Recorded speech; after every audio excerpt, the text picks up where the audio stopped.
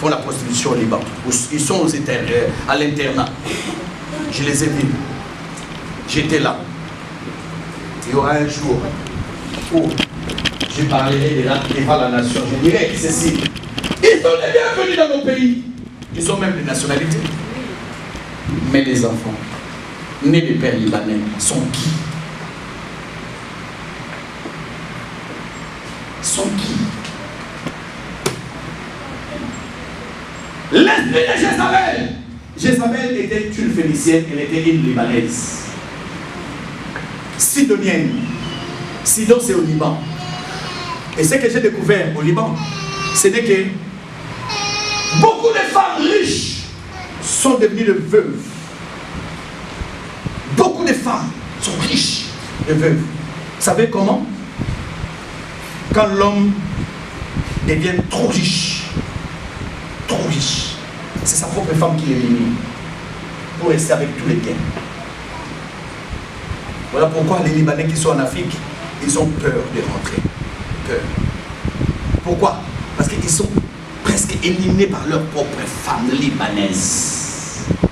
Quand vous allez au Liban au nord, la partie des riches, vous allez trouver des femmes tellement riches, veuves. Tellement riches. Il y a des clés, des scraps. Ils sont là, des riches. Quand le mari devient plus riche, c'est sa propre femme qui l'élimine pour rester avec le bien. C'est ça le système de Jézabel au Liban. Alléluia. Alléluia. Amen. Alléluia. Amen. Alléluia. Quel est ton héritage?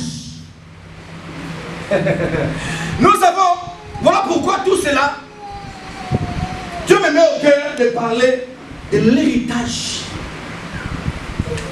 Quand je suis passé par là, il y avait une fille, très jolie, métisse. Je lui ai dit, mais comment tu t'es retrouvé au Liban? Il a dit, c'est mon père qui m'a mené au Liban. Quand je suis arrivé, sa femme, il disait que non, c'est sa cousine. Oui, les Libanais, c'est comme les Sahara et Abraham. Ils se marient dans la famille. Et ils se marient dans la famille. Vous voyez que la cousine marie son cousin. C'est comme ça dans les temps. Et ce système-là est resté au Moyen-Orient. Surtout au Moyen-Orient. Ce n'est pas un système qui a commencé par, chez les musulmans. Non, non, non, non, non. C'est un héritage des Arabes. C'est marié à plusieurs femmes. C'est un héritage du monde arabe. Ce n'est pas aux musulmans. Les musulmans ont hérité.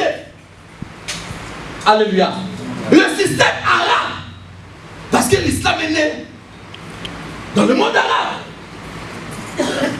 Voilà pourquoi Sarah, avec cette pensée du monde arabe, pouvait dire à Abraham, mais tu peux prendre aussi ma servante. Ça se génère. Parce que c'était le système du pays, non seulement du pays, mais de la région. Voilà pourquoi vous pouvez trouver Abraham dans une même famille se marier avec 4. Il prend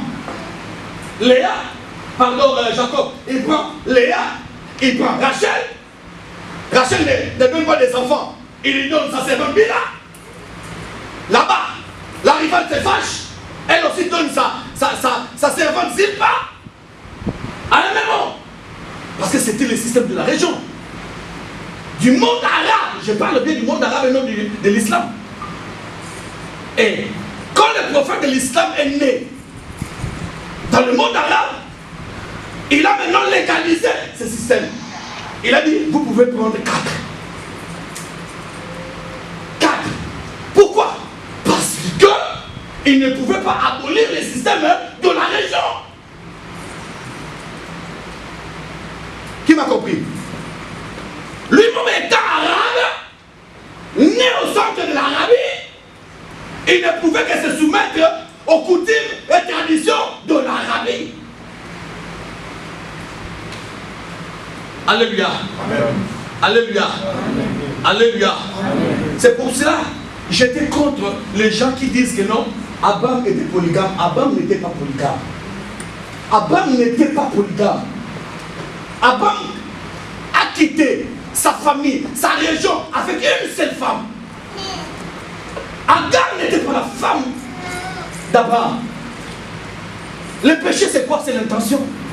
Abraham n'est pas allé en Égypte marier Agar, non. C'est par accident que sa propre femme lui a donné sa servante. Non comme femme, mais de coucher avec, d'avoir un enfant de la maison. Lisez bien la Bible. Lisez bien la Bible. La Bible n'a pas dit que Sarah avait donné Agar comme deuxième femme. Non. Il a dit, prends ma servante, va avec lui et nous aurons un enfant. L'enfant devait appartenir à qui? À Sarah, qui était la maîtresse. Ce n'était plus l'enfant d'Agar. Ça allait être maintenant l'enfant de qui? L'enfant de Sarah. Alléluia. Alléluia. Alléluia. C'est normal, non? Quand tu viens dans un mariage, tu trouves l'homme avec les enfants. Et on te marie, qu'est-ce que tu vas faire? Tu vas adopter. N'est-ce pas? Tu adoptes directement. C'est normal.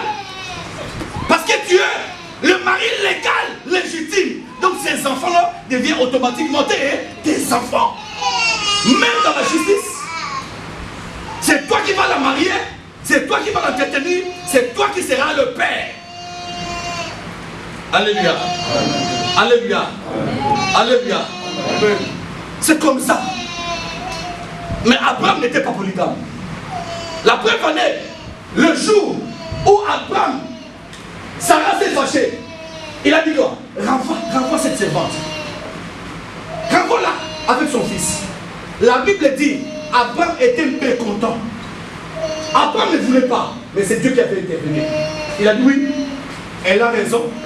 Pourquoi? Parce que c'est ta femme légitime.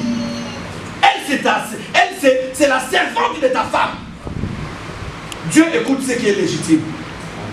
Dieu écoute ce qui est légitime. Qui me dit Amen? Amen. Dieu écoute ce qui est légitime, frères et sœurs. Sois légitime devant Dieu. Car Dieu écoute ce qui est légitime.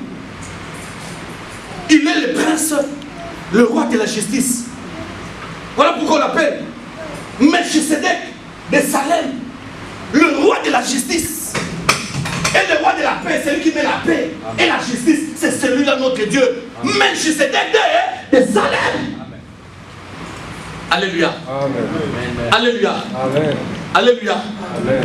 Si nous voyons aussi Jacob, Jacob ne fit jamais polygame. Parce que l'intention de Jacob, en allant dans la maison de Laban, ce n'était pas pour aller épouser des femmes. Il est allé pour Rachel. Mais la coutume, oh, vous savez, hein, j'ai fait cette expérience-là. Depuis le Liban jusqu'en Turquie, j'ai remarqué que dans les maisons de musulmans, ce sont plus les aînés qui se marient en premier.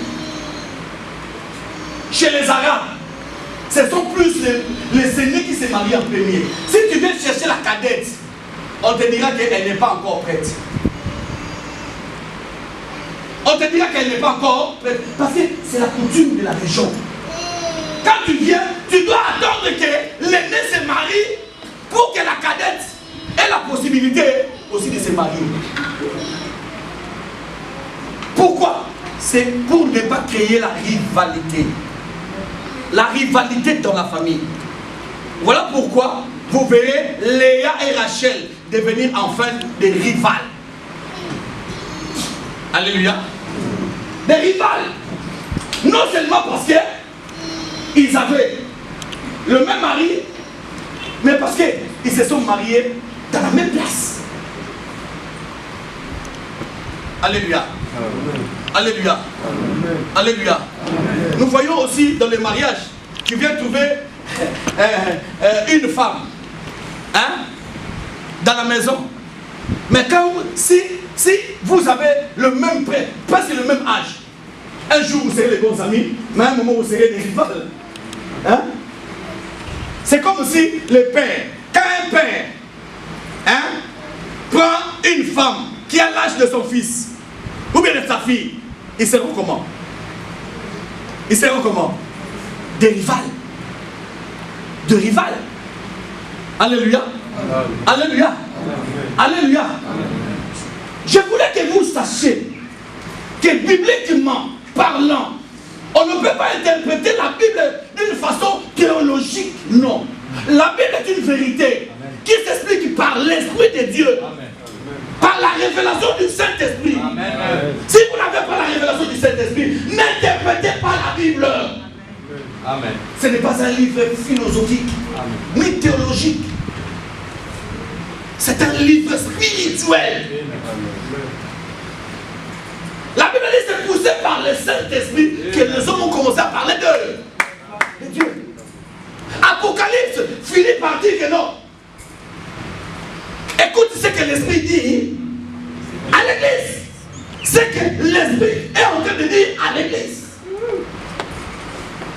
À l'Église, ce n'est pas l'homme qui parle, mais c'est l'Esprit de Dieu qui parle. Il peut être inférieur à toi. Ton pasteur peut être moins intelligent que toi, moins âgé que toi, moins riche que toi. Mais il est ton pasteur. Il est ton pasteur. Écoute ce qui sort de sa bouche. C'est cela la vie.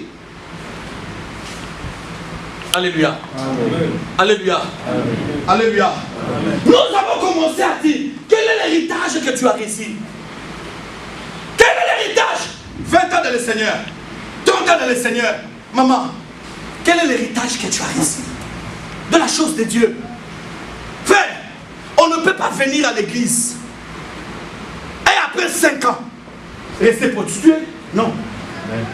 On ne peut pas venir à l'église après 10 ans rester sorcier. On ne peut pas venir à l'église après 20 ans demeurer dans la même situation. Non. Frère, amen. Moi je te dis, dans cette église, si tu fais une année et que ta vie ne change pas, frère, regarde en toi.